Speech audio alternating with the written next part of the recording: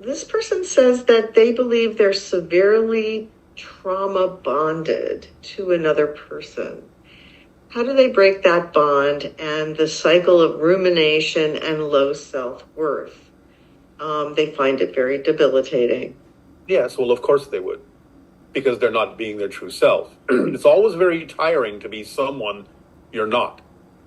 So the idea is stop mirroring the other person.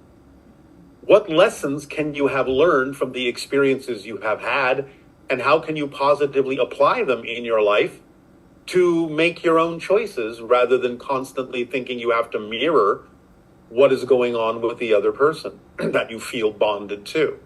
Remember that all people are in your life to act as reflective mirrors to help you learn the lessons that help you become more of who you truly prefer to be. You don't have to succumb to the idea of the actual experience.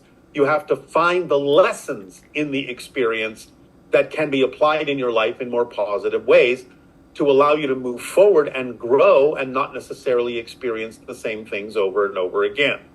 So, of course, it's debilitating if you're only going to lock into the actual traumatic experience itself instead of focusing on what could it teach you how not to do things in the future in the same way. What could it teach you about choosing different things and different ways of looking at yourself in the future instead of judging yourself so unkindly and so harshly for having had the initial experience?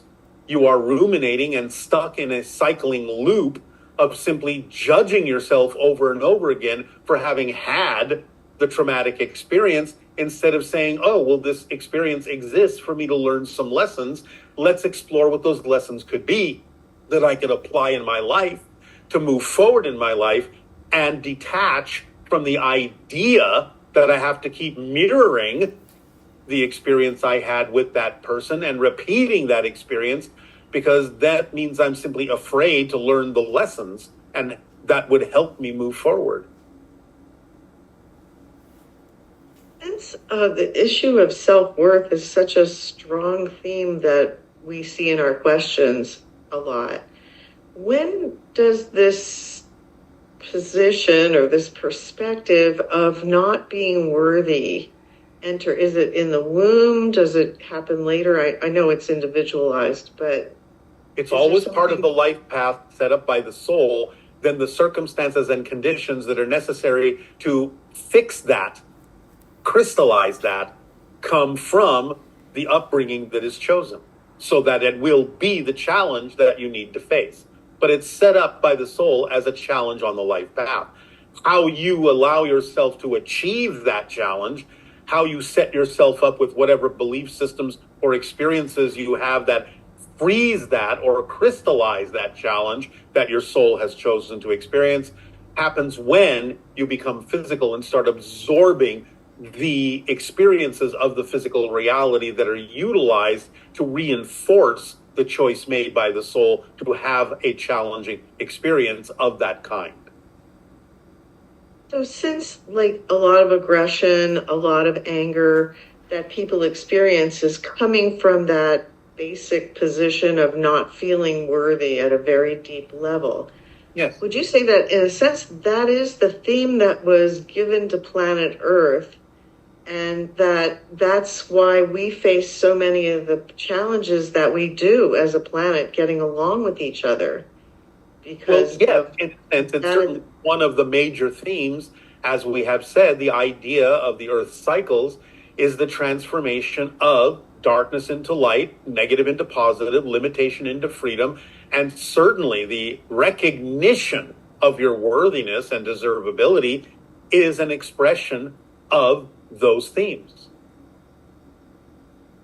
It all comes from the idea of the extreme density of the frequency of the Earth school, in the idea that it allows you to feel a sense of disconnection, a sense of detachment from source, by completely forgetting, by creating an experience, not that you actually can be disconnected, not that you can be detached, but by creating such a dense experience of disconnection, as if you actually are disconnected from source to the point where you don't even know that you are connected at all, then creates the idea of, well, if I'm disconnected from source, if I am, quote unquote, cast out from source, because you have to recognize that you do exist.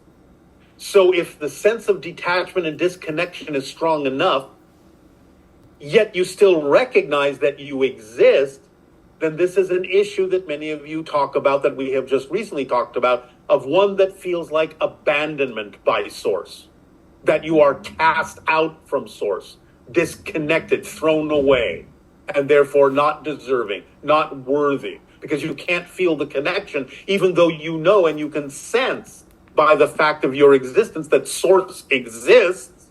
There had to be a creation that you're a part of. There had to be, in a sense, your existence coming in as somewhat necessary, but then the experience of disconnection makes you feel that, oh, I must have made a mistake in creating you. I have cast you out. You are undeserving and unworthy, and I'm disconnecting, I'm disowning you, I'm abandoning you.